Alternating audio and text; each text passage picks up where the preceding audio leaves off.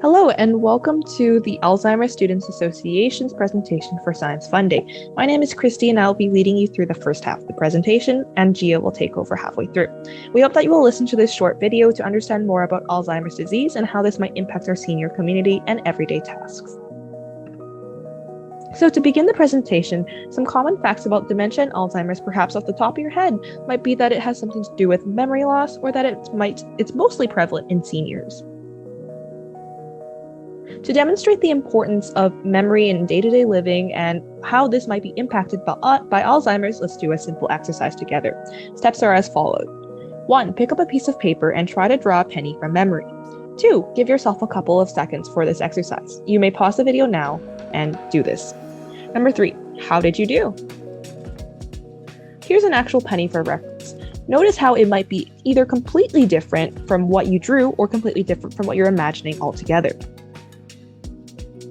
So, what is Alzheimer's and how does it relate to our activity just now?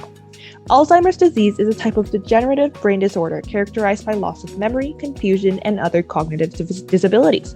And while the cause of Alzheimer's is unknown, it seems to have a familial incidence indicating a strong genetic component, therefore indicating that genetics plays a role in its prevalence. The penny activity obviously demonstrates the importance of memory in everyday life. While remembering what a penny looks like off the top of your head isn't very necessary in daily living, individuals with Alzheimer's may suffer from constant memory loss, sometimes to the point where it might interfere with their quality of life. Here are some images of what it might look like to have brain atrophy as a result of Alzheimer's, and on the right shows a visual comparison between a healthy brain and a brain during the advanced onset of Alzheimer's. Finally, here are some current statistics in Canada about prevalence of Alzheimer's taken from the Statistics Canada website. I quote, "An estimated 0.8% of Canadians aged 45 or older living in private households and 45% of those in long-term residential care facilities had a diagnosis of dementia." According to a 2012 study commissioned by the Alzheimer's Society of Canada, 747,000 Canadians were living with cognitive impairment, which included, but it was not limited to, dementia. And this leads us into our second activity. So in the following image I'm going to show you, can you find the mouse?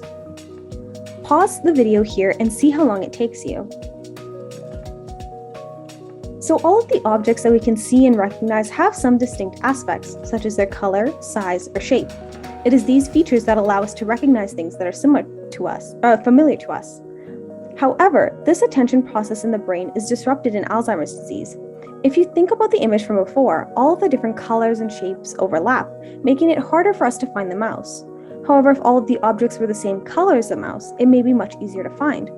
This information tells us that the act of decluttering what we see improves our perception. So for Alzheimer's patients, we can improve their perception by using signs to improve familiarity, or enlarge images and words to decrease visual complexity. These acts can allow Alzheimer's patients a greater sense of control and reduce their distress. Another important thing to note is that Alzheimer's progresses through distinct stages, from mild, moderate to severe. And as you can see in the symptoms, they get more debilitating as we move down the spectrum. So you may be wondering then, are there any treatments available? As of right now, there is no cure for Alzheimer's disease and other dementias. However, there is ongoing scientific research underway.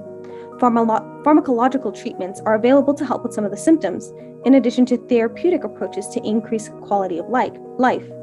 However, there are also other treatments such as prescription medications called cholinesterase inhibitors for mild to moderate Alzheimer's disease. And at the same time, antipsychotic and antidepressant treatments are used for the behavioral symptoms of the disease. So what can we do in our own lives to improve our health in our later years?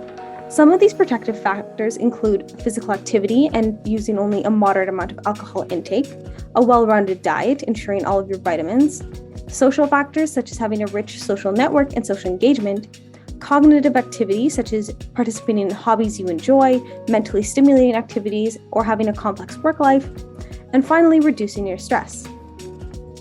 In this last part of this presentation, we would like to introduce a very interesting simulation app that gives you a realistic perspective of what it is like to experience Alzheimer's disease, which you can find on either the App Store or on Google Play. How many times a day do you make a cup of tea?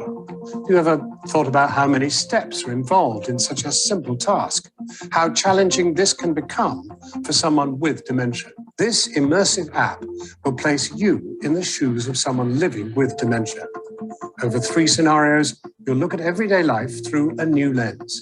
While the app can't show you every symptom, and everyone's experience of dementia is unique, it might still make you rethink what you know about the condition and how it impacts on lives. How many times a day do you make a So this concludes our presentation on Alzheimer's disease. We hope you learned a lot about the disease and what you can do to raise awareness. Thank you for listening.